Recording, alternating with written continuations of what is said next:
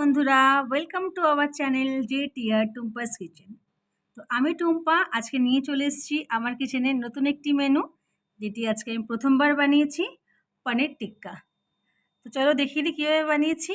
আর হ্যাঁ, যদি আজকে তোমার আমার ভিডিওটি ভালো লেগে থাকে তাহলে তোমরা আমার চ্যানেলটিকে সাবস্ক্রাইব করে দিও, লাইক, কমেন্ট অ্যান্ড শেয়ার করে দিও। Thank you. তো এখানে আমি প্রথমে দিয়ে দিচ্ছি সর্ষের তেল। আমি এখানে 1 চামচ কাশ্মীরি লঙ্কার গুঁড়ো, এটাকে ভালো করে মিক্স করে নিচ্ছি। আমরা এখানে কোনো ফুড কালার ব্যবহার করব না, তার জন্য কাশ্মীরি লঙ্কার গুঁড়ো দিয়ে কালারটাকে আনবো। খুব সুন্দর একটা কালার চলে এসেছে।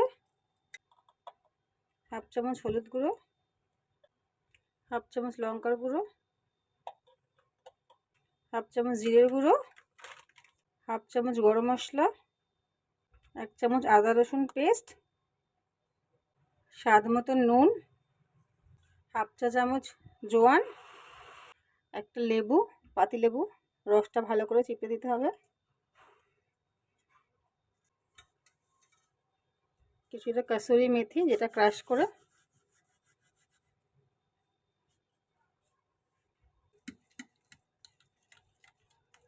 খুব ভালো করে মিক্স করে নিতে হবে। এবার এর মধ্যে দিয়ে দেব দই। এখানে আমি 100 গ্রাম দই আগে জল ঝরিয়ে রেখেছি, তো দইটা এখানে দিয়ে দিচ্ছি। এটাকে এবার ভালো করে আবার মিক্স করে নিতে হবে। তো ভালো করে আমার মিক্স হয়ে গেছে। এবার আমি এখানে দিয়ে দেব কিছুটা ধনেপাতা। এটাকে একটু ভালো করে মিক্স করে নিচ্ছি। এর মধ্যে দিয়ে দেবো আগে থেকে কেটে রেখেছিলাম ক্যাপসিকাম আর পেঁয়াজ। তো এগুলোকে আমি এবার এর মধ্যে দিয়ে ভালো করে ম্যারিনেট করে নেব।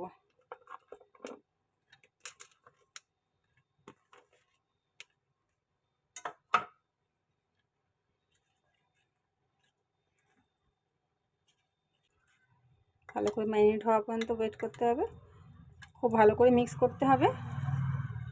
এবার আমি এর মধ্যে দিয়ে দেব আমার পনিরগুলো। তো পনিরগুলো আমি এবার এর মধ্যে দিয়ে দিচ্ছি।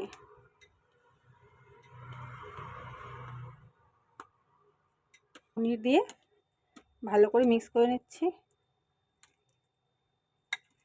যাতে পনির, ক্যাপসিকাম, পেঁয়াজ সবের মধ্যেই মশলাটা ভালো করে চলে যায় এবং খুব সফটভাবেই নাড়াতে হবে। পনির খুব নরম যেহেতু, নাহলে পনিরগুলো ভেঙে যাওয়ার সম্ভাবনা থাকবে এটার জন্য। চলো আমি এটাকে ঢেকে রাখছি, 30 মিনিট পর ফিরে আসছি। ফিরে আসলাম 30 মিনিট পর, ঢাকনাটা খুলে নিচ্ছি। তো দেখতেই পাচ্ছ আমার এটা ভালো মতন ম্যারিনেশন হয়ে গেছে, খুব সুন্দর একটা স্মেলও আসছে। এবার আমি এটাকে শিকের মধ্যে ভরে নিচ্ছি। তো তার জন্য আমি এখানে 2টো শিক নিয়ে নিয়েছি। তো তোমরা এরকম শিক মার্কেটে কিনতে পেয়ে যাবে। তো আমি এখানে 2টো শিক নিয়ে নিচ্ছি। প্রথমে আমি এর মধ্যে দিয়ে দিচ্ছি একটা ক্যাপসিকাম, তারপর দিয়ে দিচ্ছি একটা পেঁয়াজ, এবার এর মধ্যে দিয়ে দিচ্ছি একটা পনির, সেমভাবেই আবার দিয়ে দিচ্ছি একটা ক্যাপসিকাম, একটা পেঁয়াজ,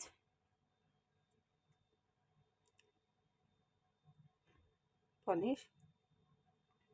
তো এরকমভাবে 2-3টে লেয়ার করতে হবে।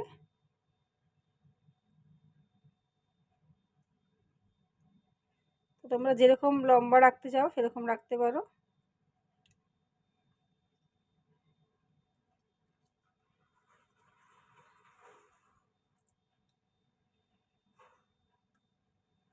দেখতেই পাচ্ছ আমার এখানে শিকটা রেডি হয়ে গেছে। তো আমি এটাকে একটা পাত্রের মধ্যে রেখে দিচ্ছি, যেন আমি পরেরটা করে নিচ্ছি। আচ্ছা, এখানে আমি ইন্ডাকশানটা অন করে নিয়েছি। এবার ইন্ডাকশানটা একটু গরম হওয়া পর্যন্ত ওয়েট করতে হবে। ইন্ডাকশান আমার একদম হিট হয়ে গেছে।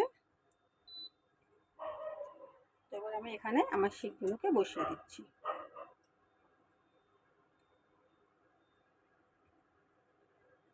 তো দুটো শিকি আমি এখানে বসিয়ে দিচ্ছি।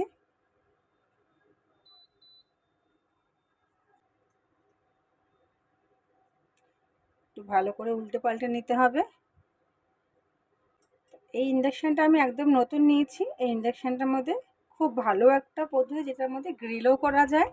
এটার মধ্যে আপনি রুটি বানাতে পারবেন, রুটি সেঁকতে পারবেন।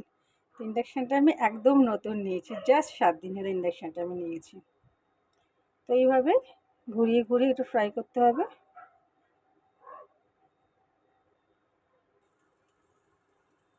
তো দেখতে পাচ্ছ তন্দুরি আমার মোটামুটি হয়ে এসছে। খুব সুন্দর একটা কালারও বেরিয়ে গেছে, আর খুব সুন্দর একটা রঙও দেখা যাচ্ছে, আর স্মেল একদম রেস্টুরেন্টের তন্দুরের মতনই হয়েছে। একদম যেমন আমরা শিক কাবাব আমরা খাই, যেমন আমরা পনির শিক কাবাব আমরা খাই, একদম ঠিক তেমনই হয়েছে। তো চলো এবার আমরা এটা প্লেটের মধ্যে সার্ভ করে নিচ্ছি।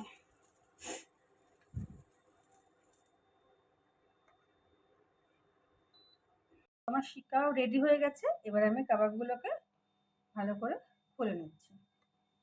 তো একটা ছুরির সাহায্যে আমি এগুলোকে ভালো করে খুলে নিচ্ছি।